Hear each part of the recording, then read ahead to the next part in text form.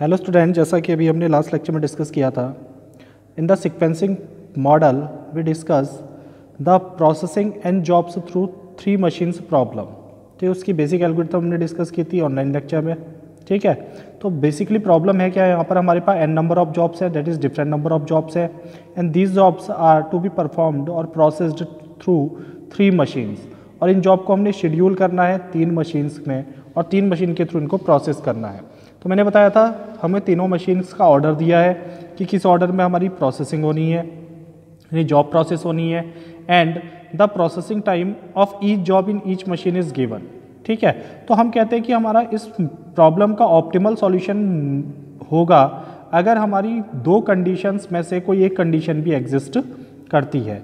And the conditions are, जो हमारी conditions हैं, these conditions are the minimum processing time on machine M1 is at least as great as the maximum processing time on machine M2।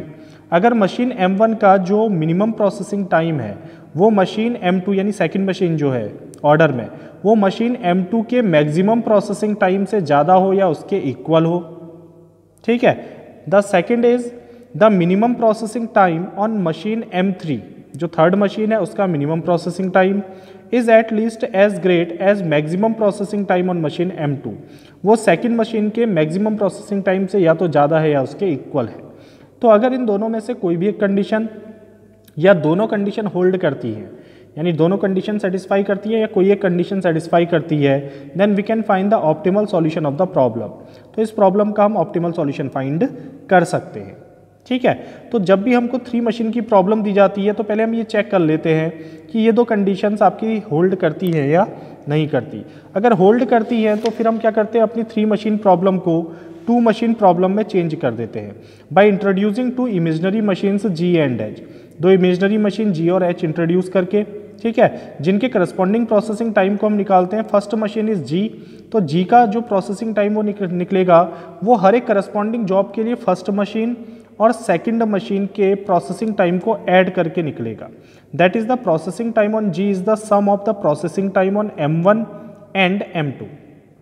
Similarly, the processing time of H is defined as the sum of the processing time of machine 2 and machine 3। ठीक है, तो the processing time on H is the sum of processing time of M2 and M3। तो इस तरह से हमारी तीन machine की प्रॉब्लम दो मशीन की प्रॉब्लम में सॉल्व हो जाती है, कन्वर्ट हो जाती है, और उस दो मशीन के लिए हम क्या करते हैं, जॉब सीक्वेंस डिफाइन करते हैं, शेड्यूलिंग कर लेते हैं। शेड्यूलिंग करने के बाद फिर हम उसका ऑप्टिमम टाइम कैलकुलेट कर सकते हैं, total ellipse time, ideal time calculate कर सकते हैं। तो इसके रिगार्डिंग एक प्रॉब्लम हम सॉल्व करेंगे। अभी हमारे पास प्रॉब्लम है, determine the optimal sequence of the job for this and job two machine equivalent sequence problem with the previous order GH। तो GH ऑर्डर में फिर हम क्या करते हैं, सीक्वेंसिंग करते हैं। हमारी प्रॉब्लम है, find the sequence that minimizes the total time required in performing the following jobs on three machines A, B and C। हमको तीन मशीन दी हैं A, B and C, ठीक है, and the processing time in hour is given। तो हमारे पास पांच jobs हैं, पांच जॉब को हमने तीन मशीन में प्रोसेस करना है। तो अगर इन पांच जॉब्स को हमने तीन मशीन में प्रोसेस करना है तो फर्स्ट है we have to find the minimum processing time. हमेशा ध्यान दो, बीच की मशीन का मैक्सिमम, फर्स्ट और थर्ड मशीन का मिनिमम। तो हम क्या फाइंड करते हैं, फर्स्ट मशीन का मिनिमम प्रोसेसिंग टाइम कितना है, थर्ड मशीन का मिनिमम प्रोसेसिंग टाइम कितना है, और उसके बाद उसको कंपेयर करते हैं सेकंड मशीन के मैक्सिमम प्रोसेसिंग टाइम से। अगर इन दोनों में से किसी भी एक मशीन का minimum processing time second machine के मैक्सिमम प्रोसेसिंग टाइम से ज़्यादा होगा या उसके इक्वल होगा तो हम आगे अपनी एल्गोरिथम को अप्लाई करेंगे, यानी ऑप्टिमल सॉल्यूशन फाइंड कर सकते हैं। तो सबसे पहले हम फाइंड करते हैं the minimum processing time on machine A for any job. तो किसी भी जॉब के लिए जो मिनिमम प्रोसेसिंग टाइम है मशीन A पे, वो देखो कितना है 6, then it is equal to 6। The minimum processing time on machine C for any job, C में किसी भी जॉब के लिए जो मिनिमम प्रोसेसिंग टाइम है वो कितना है, this is 4। And the maximum processing time in machine B for any job, किसी भी जॉब के लिए मशीन B में जो मैक्सिमम प्रोसेसिंग टाइम है वो कितना है, मैक्सिमम 6। देखो सबसे बड़ी वैल्यू क्या है यहाँ पर, 6, then it is 6। So our condition is since the minimum processing time of machine A, जो ए का मिनिमम, देखो मैंने कहा ना या तो ए के लिए या फर्स्ट मशीन के लिए या थर्ड मशीन के लिए, दोनों में से किसी एक के लिए भी अगर सेटिस्फाई करता है तो हम कहेंगे कि this is the optimal, we can find the optimal solution. तो यहाँ पर अगर हम देखें तो मशीन ए के लिए जो मिनिमम प्रोसेसिंग टाइम है वो मशीन बी के मैक्सिमम से ज़्यादा है या उसके इक्वल है। So the minimum processing time T A J is greater equal to the maximum processing time of machine B for any job. ठीक है, तो ये सेटिस्फाई कर रहा है, for all J is satisfy.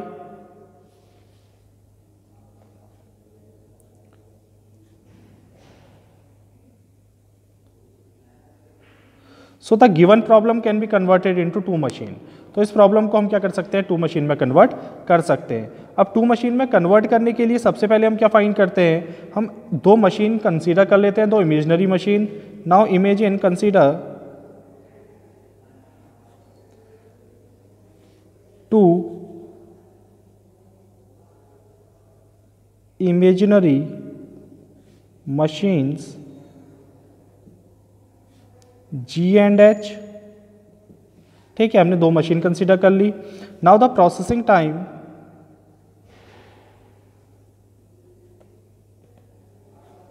Of every job on G and H are. अब इनका processing time होता है, अगर मैं प्रोसेसिंग टाइम निकालता हूँ मशीन G पे किसी भी जॉब का, then it is equal to processing time of the particular job in A plus processing time of the job corresponding job in B। Similarly the processing time in machine H for any job is equal to the processing time in machine B for the job plus the processing time in machine C for the job. तो इस तरह से हम processing time calculate कर सकते हैं। ठीक है, नाउ इस तरह से अगर हम प्रोसेसिंग टाइम कैलकुलेट करते हैं तो हमारी टेबल जो दी थी उसके अकॉर्डिंग हम प्रोसेसिंग टाइम कैलकुलेट कर लेते हैं। हमें ABC का प्रोसेसिंग टाइम दिया हुआ है, तो अगर हम कहते हैं प्रोसेसिंग टाइम और G and H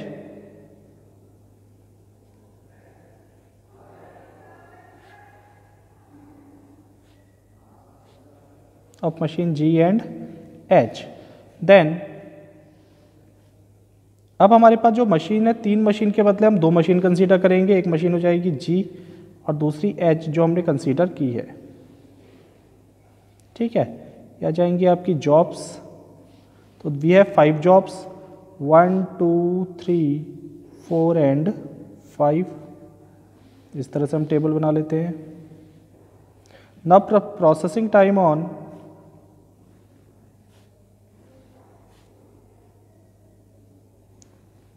the processing time for job 1। तो जॉब 1 के लिए जो G का प्रोसेसिंग टाइम होगा, मैंने कहा था machine first and A and B के प्रोसेसिंग टाइम को ऐड कर दो। तो इन दोनों को ऐड करो, इन दोनों को ऐड करो, इन दोनों को ऐड करो, इन दोनों को, तो ये H का आ जाएगा। This is the processing time for H and the sum of these two is the processing time for processing time for G and processing time for H। तो पहली और दूसरी मशीन के प्रोसेसिंग टाइम को add करोगे तो G का processing time, दूसरी और तीसरी मशीन के प्रोसेसिंग टाइम को ऐड करोगे तो H का प्रोसेसिंग टाइम आपको मिल जाएगा।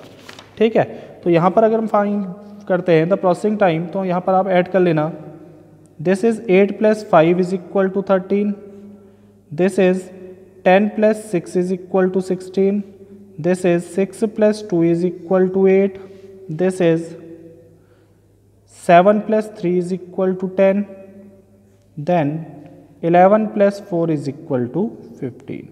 And for machine H, 5 + 4 is equal to 9. Next is 6 + 9 is equal to 15. Next is 2 + 8 is equal to 10. Next is 3 + 6 is equal to 9. And next is 4 + 5 is equal to 9. तो इस तरह से हम क्या निकाल सकते हैं, प्रोसेसिंग टाइम निकाल सकते हैं। अब हमने शेड्यूल करना है इन दो मशीन्स को, तो दो मशीन में जॉब को शेड्यूल करने के लिए हम क्यू बना लेते हैं जिसमें हमारी 5 जॉब्स हैं। तो दीज 5 जॉब्स आर 1 2 3 4 एंड 5। तो find select the minimum processing time in both the machines for all jobs. तो मिनिमम आप देखोगे तो 13 9 16 15 8 10 10 9 15 9, तो मिनिमम कितना है 8। 8 किसके लिए है, जॉब 3 के लिए। किस मशीन में आ रहा है, फर्स्ट मशीन में।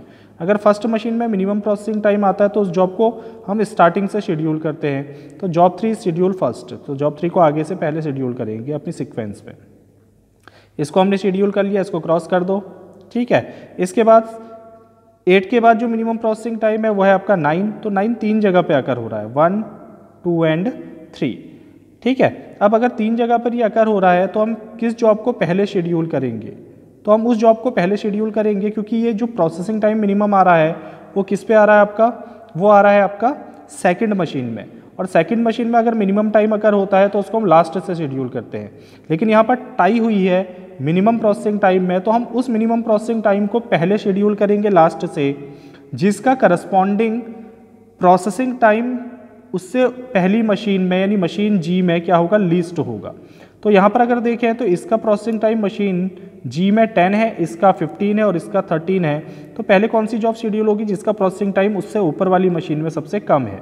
तो कौन सी जॉब है, फोर्थ जॉब। तो हम लास्ट से पहले फोर्थ जॉब को शेड्यूल करेंगे। जब ये जॉब शेड्यूल हो जाएगी तो इसके बाद लिस्ट क्या है आपका 13, तो 1 आ जाएगा। जब ये जॉब शेड्यूल हो गई तो इसके बाद आया 5, ये भी शेड्यूल हो गई। इसके बाद आया 5, तो फिफ्थ जॉब को शेड्यूल करो। अब एक एम्प्टी स्पेस है तो यहाँ क्या शेड्यूल हो जाएगा, 2 शेड्यूल हो जाएगा। तो this is the optimal sequence.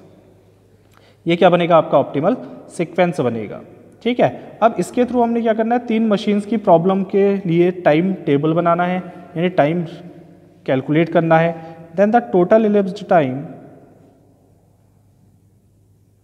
Total minimum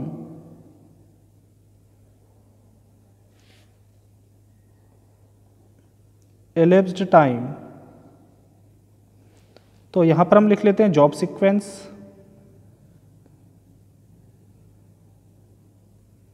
जो हमारी जॉब का सीक्वेंस हमें मिला है। देन मशीन ए, हमारे पास 3 मशीन है, time in, time out. Then machine B,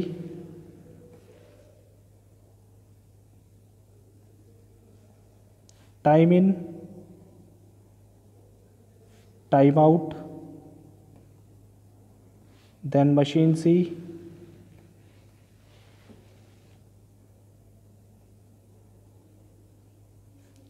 time in, time out,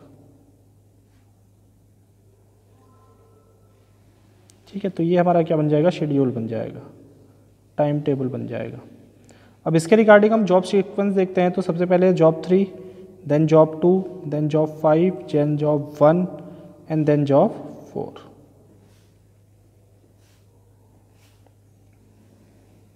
ठीक है, नाउ मेक द सीक्वेंस। तो सबसे पहले अगर हम देखें थर्ड जॉब को मशीन ए में आने में जो टाइम इन होगा वो 0 पहली जॉब है, ठीक है। तो यहीं से टाइम काउंटिंग शुरू होगी। अब थर्ड जॉब को मशीन ए में कंप्लीट होने में कितना टाइम लग रहा है, ये हम टेबल से देख सकते हैं। थर्ड जॉब को मशीन ए में कंप्लीट होने में कितना टाइम लग रहा है, 6 आवर लग रहे हैं। तो इसका टाइम आउट हो जाएगा 0 + 6 = 6, ठीक है। सिमिलरली अब इसी मशीन को आगे बढ़ाते हैं। तो जो नेक्स्ट जॉब है उसके लिए मशीन ए में टाइम इन हो जाएगा 6। तो नेक्स्ट जॉब है सेकंड जॉब को मशीन ए में कंप्लीट होने में कितना टाइम लग रहा है, तो सेकंड जॉब को मशीन ए में कंप्लीट होने में लग रहा है 10 आवर। तो इसका टाइम आउट हो जाएगा 6 + 10 = 16। तो नेक्स्ट जॉब का टाइम इन हो जाएगा 16, इसको कंप्लीट होने में लगेगा 16 प्लस नेक्स्ट जॉब है जॉब 5 को कंप्लीट होने में लग रहा है फर्स्ट मशीन में 11 आवर। Then it become 16 + 11 = 27। तो नेक्स्ट जॉब का टाइम इन हो जाएगा 27, टाइम आउट हो जाएगा 27 plus the next job is job 1 को पहली मशीन में प्रोसेस होने में लग रहा है 8 आवर। Then it becomes 27 + 8 = 35। तो इसका टाइम इन हो जाएगा नेक्स्ट जॉब का 35, तो इसका कंप्लीशन टाइम हो जाएगा 35 प्लस। फोर्थ जॉब को मशीन ए में कंप्लीट होने में कितना टाइम लग रहा है 7 आवर। तो दिस बिकम्स 35 + 7 = 42, ठीक है। अब हम निकालते हैं टाइम किसके लिए, बी के लिए। तो पहली जॉब जैसे ही मशीन ए के थ्रू प्रोसेस होगी तो उसके कंप्लीट होने के बाद मशीन बी पे जाएगी, तो इसके लिए टाइम इन हो जाएगा 6। तो टाइम आउट देखेंगे, अब मशीन बी पे जॉब 3 को कंप्लीट होने में कितना टाइम लग रहा है। तो मशीन बी पे जॉब 3 को कंप्लीट होने में मशीन बी पे जॉब 3 को कंप्लीट होने में लग रहा है 2 आवर, तो इसका टाइम आउट हो जाएगा 6 + 2 इज इक्वल टू 8। तो नेक्स्ट जॉब कब आएगी, देखो 8 पे इसने अपनी जॉब कंप्लीट कर ली, लेकिन यहाँ नेक्स्ट जॉब कब फ्री होगी, नेक्स्ट जॉब अवेलेबल कब है, आफ्टर 16 आवर। ठीक है, तो यहाँ कंपेयर करते हैं हम पहली वाली जॉब का टाइम आउट, हर सेकंड थर्ड मशीन के लिए पहली वाली जॉब का टाइम आउट और उससे नेक्स्ट जॉब का उससे प्रीवियस मशीन पे टाइम आउट। ठीक है, नेक्स्ट जॉब का जो टाइम आउट है, तो इसका टाइम आउट 16 है, इसका टाइम आउट 8 है। 8 टाइम में इसने अपना काम तो कर लिया, जॉब आगे बढ़ा दी, लेकिन अगली जॉब अभी अवेलेबल नहीं है, वो होगी 16 आवर के बाद। तो 16 आवर के बाद ही इसको जॉब मिल सकती है। तो इसका टाइम इन हो जाएगा 16, तो 16 प्लस अब सेकंड जॉब है हमारी सीक्वेंस में, सेकंड जॉब को मशीन बी में प्रोसेस होने में कितना टाइम लग रहा है देख लेते हैं। सेकंड जॉब को मशीन बी में प्रोसेस होने में लग रहा है 6 आवर, तो इसका टाइम आउट हो जाएगा 16 + 6 then it is equal to 22। ठीक है, अब अगली जॉब जो आएगी वो आएगी 22 में, इसने अपना काम कंप्लीट कर लिया, लेकिन यहाँ अभी जॉब फ्री नहीं अवेलेबल नहीं है, ये होगी 27 पे, तो इसका टाइम इन हो जाएगा 27, तो टाइम आउट हो जाएगा 27 प्लस अगली जॉब सीक्वेंस में है जॉब 5, तो जॉब 5 को मशीन बी में कंप्लीट होने में कितना टाइम लग रहा है, जॉब 5 को मशीन बी में कंप्लीट होने में लग रहा है 4 आवर, तो इसका टाइम आउट हो जाएगा 4 आवर, तो 27 + 4 इज इक्वल टू 31। ठीक है, अब नेक्स्ट जॉब जो आएगी वो आएगी 31 और यहाँ टाइम है 35, तो ये आएगी 35 पे, तो इसका टाइम आउट हो जाएगा 35 plus the next job is job 1।